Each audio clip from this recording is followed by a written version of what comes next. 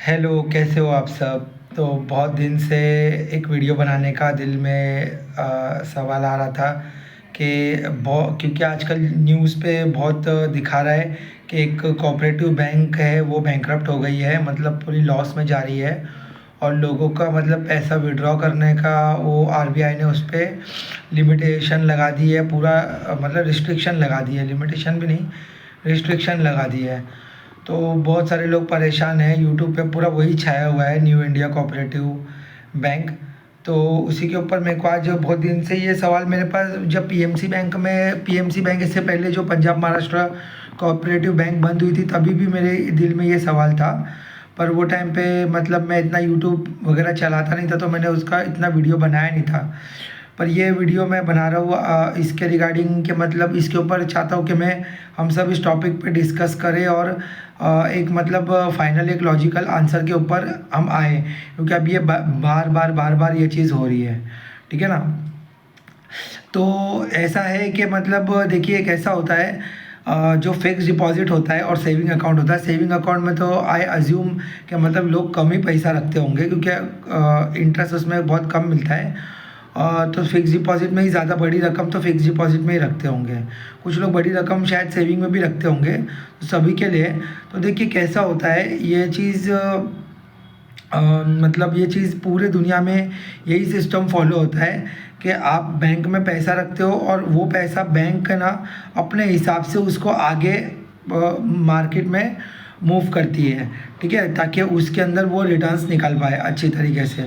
और उसके अंदर से जो रिटर्न्स आपका जो परसेंटेज है, बेसिकली आपने किसी को बैंक को एक पैसा दिया ताकि लीजिए ये पैसा, जैसे आप इसको यूटिलाइज़ कीजिए अच्छे से और इसके अंदर से रिटर्न्स निकालिए और इसके अंदर से बाद में मेरा कट मुझे दीजिए। ये बात है, पैसा आपका है लेकिन आपने किसी को एक को अपॉइंट किया, जैसे एक फाइनेंशियल एडवाइज़र समझ लीजिए, या ऐसे टाइप के एक एंटिटी को आपने अपॉइंट किया कि आपके पैसे को यूटिलाइज़ करके मार्केट में लगाने के लिए। देखिए आपका पैसा अगर आप बैंक में रखोगे और वो अगर उसको अगर किधर किधर मूव नहीं करेंगे, तो उनको वो जो जो 3% 4% जो आपको सेविंग्स का भी दे रहे हैं वो आपको कैसे दे पाएंगे? ये सोचने वाली बात है। बहुत सारे लोगों को इतनी भी जानकारी नहीं है, उनको लगता है कि हाँ वो पैसा पता नहीं वो रखे रखे बैंक लोग हमको देते हैं। रखे रखे पैसा परचेजिंग पावर लूज़ करता है, क्योंकि इन्फ्लेशन जो अब जिसे मैं बाहरी वर्ड में आपको नहीं फंसाना चाहता, इसके लिए मैं थोड़ा इजी वर्ड में बोलता हूँ। जैसे परचेजिंग पावर मतलब वो पैसे की वैल्यू कम हो जाती है वक्त के साथ। इन्फ्लेशन मतलब महंगाई, जैसे हर साल दर साल, साल दर साल 4%, 5%, 6% डिपेंड करता है आपके एरिया के ऊपर, आपके देश के ऊपर वो बढ़ती है इन्फ्लेशन। तो आपका पैसा जो है ना, उसकी हर साल दर साल वैल्यू कम होती जाती है। ठीक है ना? तो वो पैसा वो बैंक आपका पैसा इन्वेस्ट करते हैं आगे, तो वो पैसा, लेकिन वो कैसा एक पर्दा आगे डाल देते हैं ताकि आपको दिखता नहीं कि वो आपका पैसा आपके अकाउंट से, मतलब आपके पास से, आपके कैश की बंडल से जाने के बाद वो पीछे क्या हो रहा है वो नहीं समझ में आ रहा। ठीक है ना? या आपके सैलरी कि आपकी मेहनत करे, आपका इमीडिएटली आपका पैसा आ गया, सेविंग में चले गया, तो पीछे वो क्या हो रहा है पैसा वो आपको दिखता नहीं है। तो बेसिकली एक जादू का खेल चल रहा है, पीछे आगे एक पर्दा लगा दिया जा रहा है बस खाली। और पीछे वही वो लोग रिस्की एसेट्स में इन्वेस्ट करते हैं। जैसे समझ लीजिए किसी को अनसिक्योर लोन दे दिए, और तुम्हारा समझ लीजिए कोई रियल इस्टेट का अंडर कंस्ट्रक्शन का प्रोजेक्ट है, उसके अंदर वो पैसे को फाइनेंस कर दिए, वो प्रोजेक्ट को फाइनेंस कर दिए।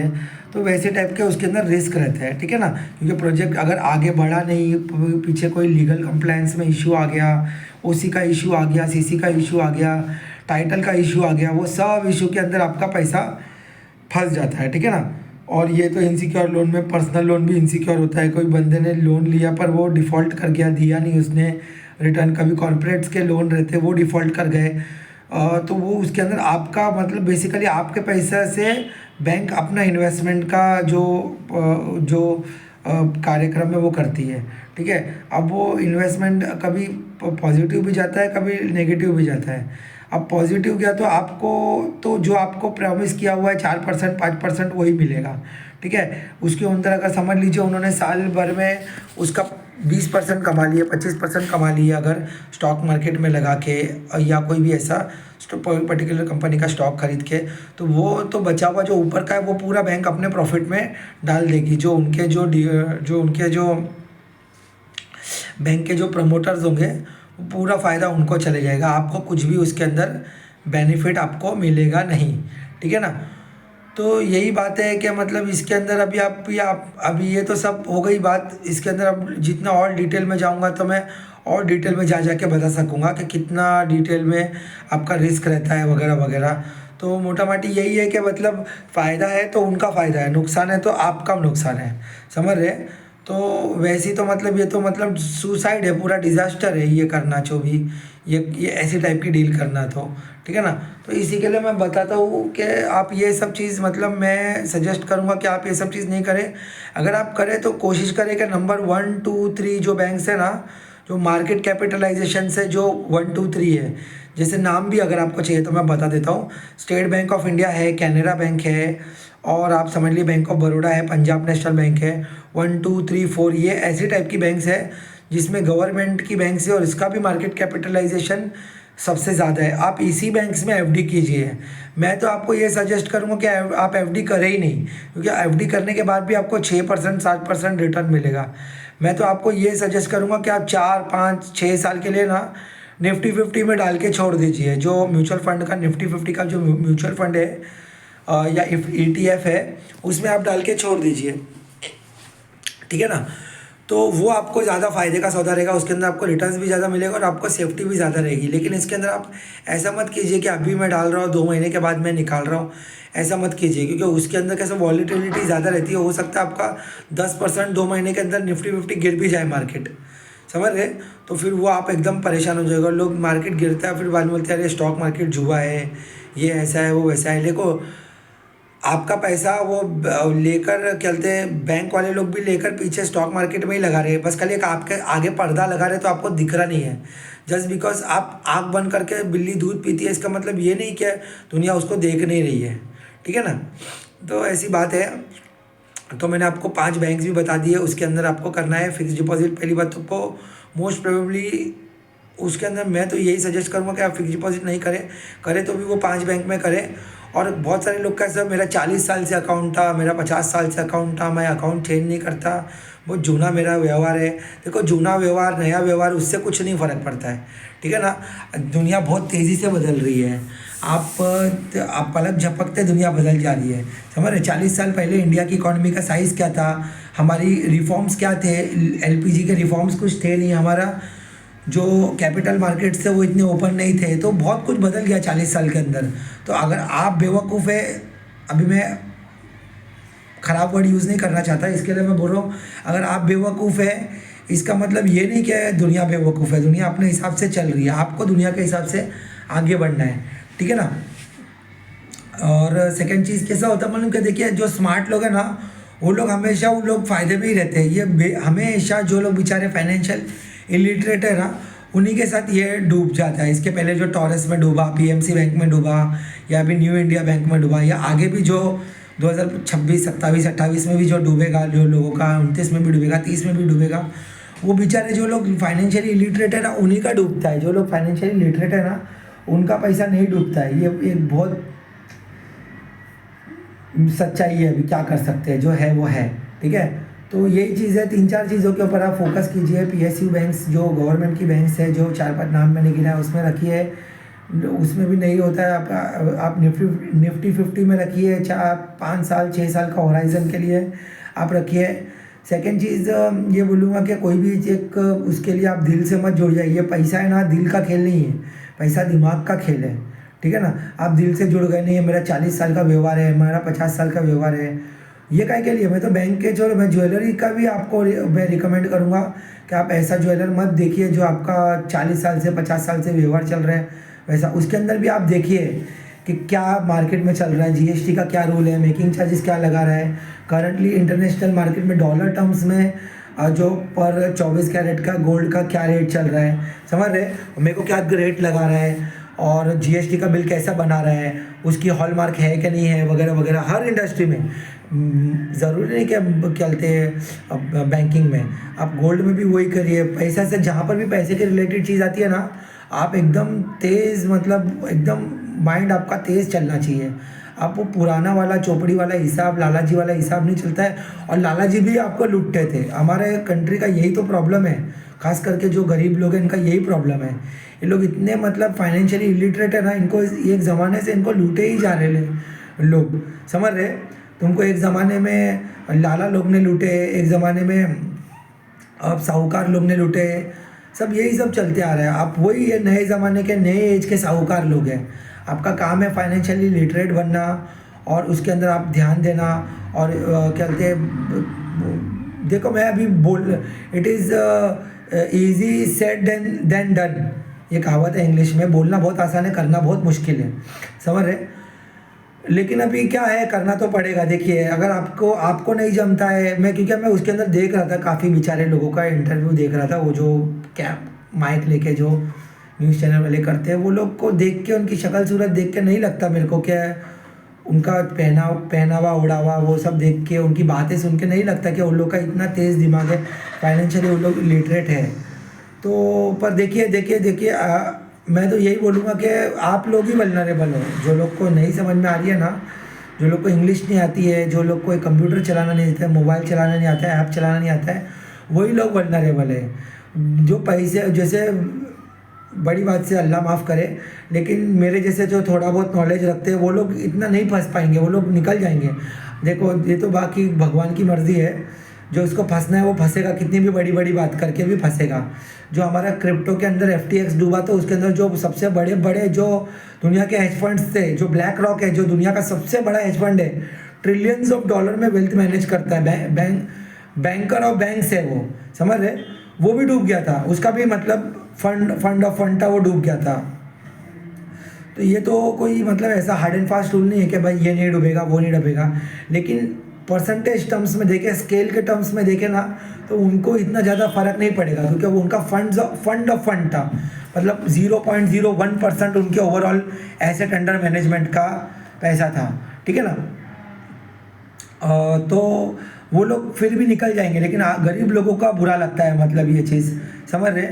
और क्या बोलते हैं, ऐसा लगता है कि अलग अलग क्या बोलते हैं, अलग अलग फाइनेंशियल प्रोडक्ट्स है, उसके अंदर इंसान वो होता है, खेलते फंसता है। तो मेरा बेसिकली यही बोलने का मतलब है कि अब टॉपिक से डीरेल नहीं हो जाएंगे हम लोग, कि इसी के ऊपर रहेंगे कि ये कोशिश कीजिए कि आप है ना, जो मैंने बैंक्स बताया वो बैंक्स पे रखिए, नहीं तो निफ्टी 50 में रखिए।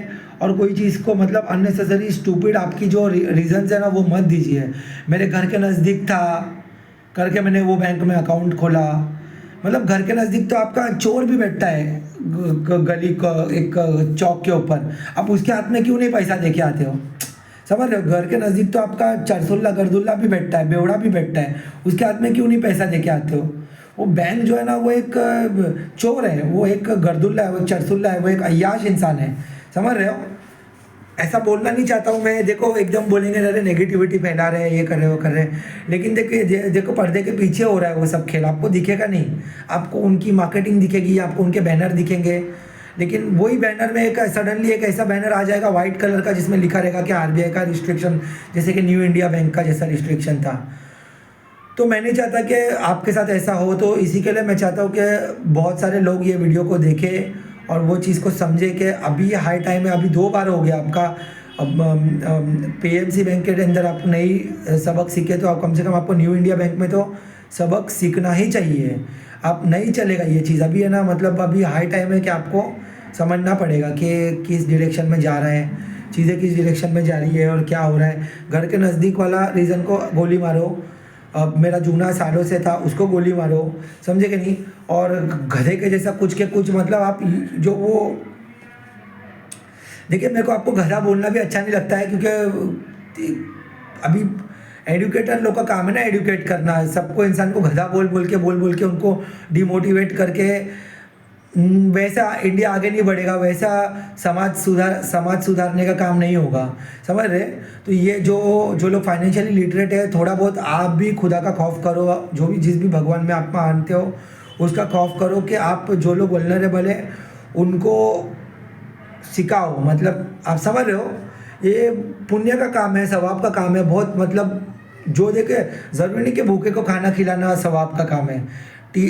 देखिए, जो जैसे हलवाई की दुकान है, ठीक है, वो मिठाई बनाता है, मिठाई बेचता है, खा के 2 दिन में संडास करता है, ख़त्म हो गया, ठीक है ना, उसका काम ख़त्म, उसका प्रॉफिट जेब में आ गया। लेकिन जो लोग टीचर रहते हैं, जो लोग डॉक्टर रहते हैं, it is a noble profession. आज अगर मेरे को, मैं जब छोटा बच्चा था, मेरी कोई टीचर थी 5th स्टैंडर्ड में 6th स्टैंडर्ड में, जिन्होंने मेरे को नॉलेज दी थी कोई भी पर्टिकुलर चीज़ में, वो तो उन्होंने वो नॉलेज दी, और वो आज क्या पता उनको जो सैलरी मिली या मिली ये नहीं मिली, पता नहीं उनका क्या, उनका फाइनेंशियली वो क्या है, लेकिन वो नॉलेज जो है वो मेरा मतलब ज़िंदगी सुधर गई वो नॉलेज से। तो टीचर का जो काम होता है, जो फाइनेंशियल टीचर का काम होता है, वो समाज सुधारक का काम होता है। समझ रहे, आप बहुत ही नोबल प्रोफेशन में हो, समझ रहे। तो मेरे हिसाब से आपका जिम्मेदारी, अल्लाह आपसे काम ले रहा है, समझ रहे हो, या जो भी भगवान आपका है वो आपसे काम ले रहा है। गणेश जी आपसे काम ले रहे, शिव जी आपसे काम ले रहे, तो ये आपका मतलब ये रिस्पॉन्सिबिलिटी है कि शिव जी का मतलब आपको वास्ता है, गणेश जी का आपको वास्ता है कि आप, जो लोग बेचारे अनफॉर्चुनेट है, जो लोग को इतनी फाइनेंशियल लिटरेसी नहीं है, आपको उनको ऐसे वीडियोस बना बना के ये चीज़ को शेयर करना है, उनको गुमराह नहीं करना है उनको। और मैं एक चीज़ देखा, व्यूज़ के लिए ऐसा मतलब है ना, लोग ऐसा एकदम हाई फाई टेक्निकल टर्म्स में purchasing power parity and this and inflation rate and monetary policy and सब चीज़ बड़ी बड़ी बातें करते हैं, वो चीज़ पता है। लेकिन आपको काम है कि आसान शब्दों में, जो हमारा बेचारा एकदम जो समाज का सबसे लोअर लेवल का बंदा है ना, वो भी वो चीज़ को समझ जाए, वो चीज़ को क्या बोलते हैं, ग्रैब करे, वो चीज़ को आसान भाषा में समझे, ठीक है ना। ये बहुत मतलब मेरे दिल के नज़दीक है ये टॉपिक काफ़ी, इसके लिए मैं इसके ऊपर इतना इमोशनल होके वीडियो बनाता हूँ, ठीक है। तो होपफुली देखूंगा, मैं इसके ऊपर एक सीरीज़ डालता हूँ, मैं कभी मेरे को मतलब अच्छा लग रहा है तो मैं सीरीज़ डालता हूँ, मैं डालूंगा इसके ऊपर, लोगों को जितना मेरे से हो सके उतना एडुकेट करने की कोशिश करूँगा न्यू इंडिया बैंक के अंदर। फिर बाद में आपका 5 लाख से ऊपर का इंश्योरेंस वो कवर नहीं होता है, 5 लाख तक ही कवर होता है, बहुत सारी बातें हैं उसके अंदर। 5 लाख भी होता है तो 60 दिन 70 दिन, भाई मैं पैसा दे रहा हूँ तो मैं क्यों 70 दिन रुकूँ, चला 10,000 से इंसान लोग 1 करोड़ बना रहा है, और मैं 5 लाख देकर मेरे ही पैसे 5 लाख ही मिलने के लिए मैं एक साल का वेट क्यों करूँ, 10 साल का वेट क्यों करूँ। पीएमसी बैंक वाले आज भी बेचारे दर दर भटक रहे। वो एक सरदार जी है, उनका आज तक पैसा नहीं मिला है, मैं उनका वीडियो देखा, 4.5 करोड़ का कुछ उनका होता, सिर्फ 7 लाख रुपीज़ मिला है। उसके अंदर बहुत लोग अफवाह ये भी फैलाते हैं, अरे मिल जाता, पैसा मिल जाता है, पैसा डूबता नहीं है। भाई जिसका डूबा है उसको पूछो ना जाके, आप अफवाह क्यों फैला रहे हो आप। आपकी गलत, इसकी वजह से लोग भ्रमित होते हैं, लोग गलत डिसीजन लेते हैं। मत वो करो, जब नहीं पता तो मत पूरा बोलो।